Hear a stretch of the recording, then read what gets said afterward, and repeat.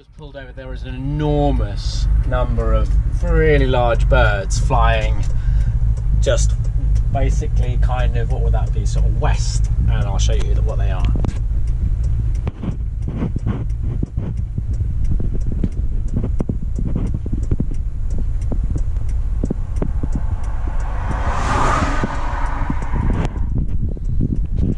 They're storks. There's thousands of them, all just like flying in this kind of like floppy line. It's so cool. It's so cool. That's one way you can discern storks when you see them. They've got this like big old wings, long neck, but compared to other things, when they fly in groups, they just fly kind of all over the place. So they've got these lovely black wings. Oh, they're so beautiful. Saw a few of them there. They're up in this part of Spain, which is like near Cadiz and Sevilla, up on a lot of the chimneys, making their enormous nests. It's beautiful.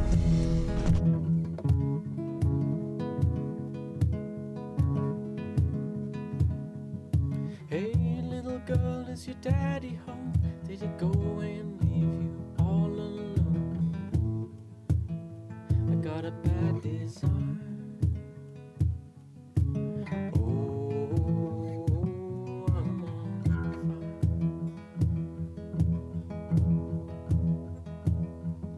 Tell me now, baby, is he good to you? Can he do the things that I do? Oh, no. Can take you high. Oh, I'm on fire.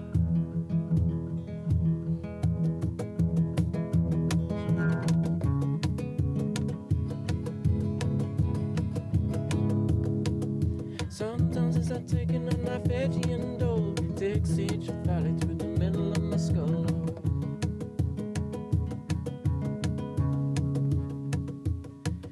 At night I wake up sleeping so tall, where the freight train running through the middle of my head.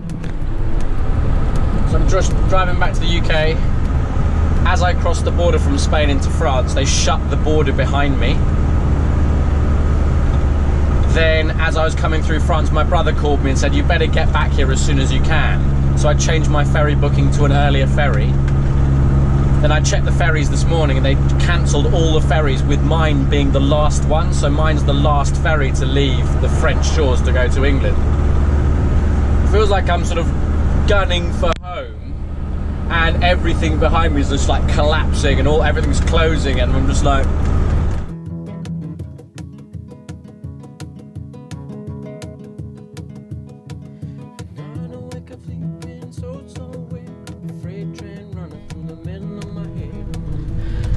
Yes!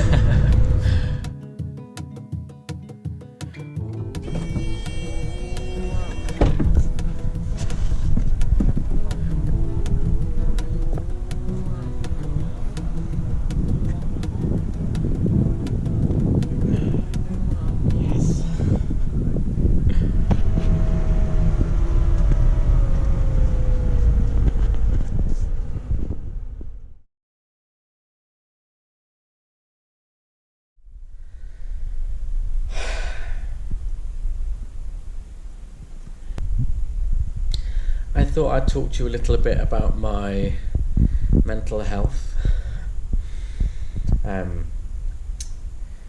It's quite hard to talk about.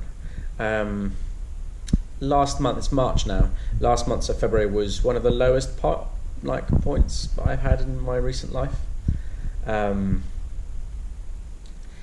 For a number of reasons. It was... sort of four things coming together. Firstly, I had quite a sort of intense bit of heartbreak that I'm sure a lot of you know well about. Secondly, I've been on the road more or less for about a year now in the van, and moving from place to place to place to place. And although I make friends along the way, no single place has lots of friends in. So it still is it's a very isolated existence when you're actually moving. And you're just riding in a van by yourself with Otto. And so, I was feeling a little bit like a tree standing in a field by itself, without any protection from the wind from other trees. You know, a forest grows well, and trees grow well in the protection of others, and that's our relationships and the importance of them. Thirdly, you know, I've set out to find some land, to start this project on, you know, rewilding and making surfboards and hosting people, but haven't found any land yet, so that hasn't sort of turned anything up just yet.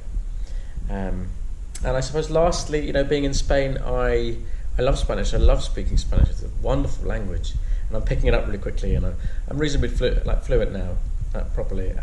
But I still don't feel myself. So when I'm interacting with people, I don't feel like I'm fully Ben, which is challenging. Which is really challenging, you know. So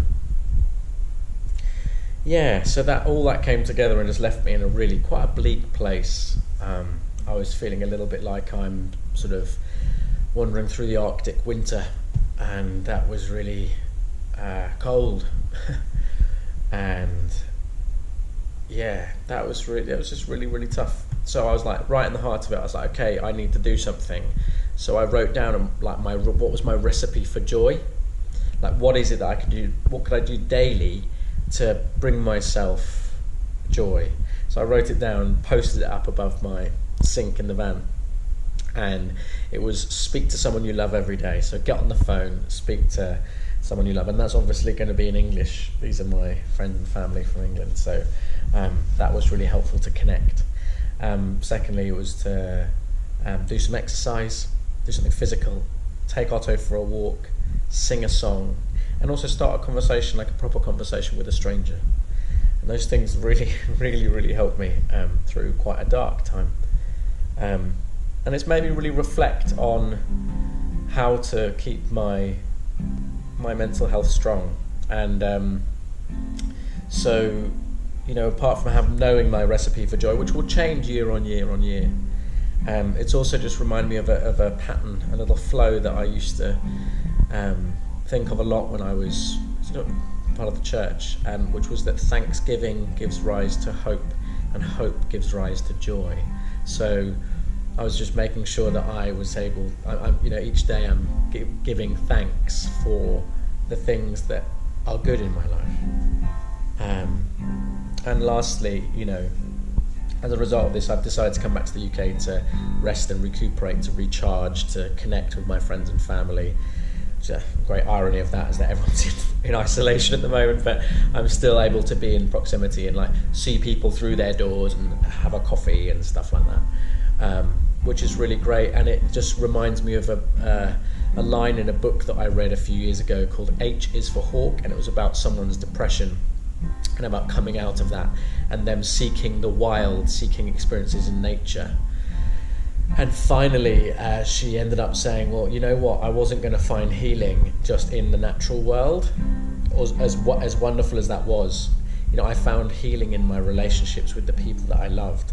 And she said, you know, these human hands are made for holding human hands. And I've held on to that so much, and that's part of the reason why I've come back here, because I need to hold some hands and recharge and find that strength and rebuild myself. So before I get back on the road again. So that's me for now.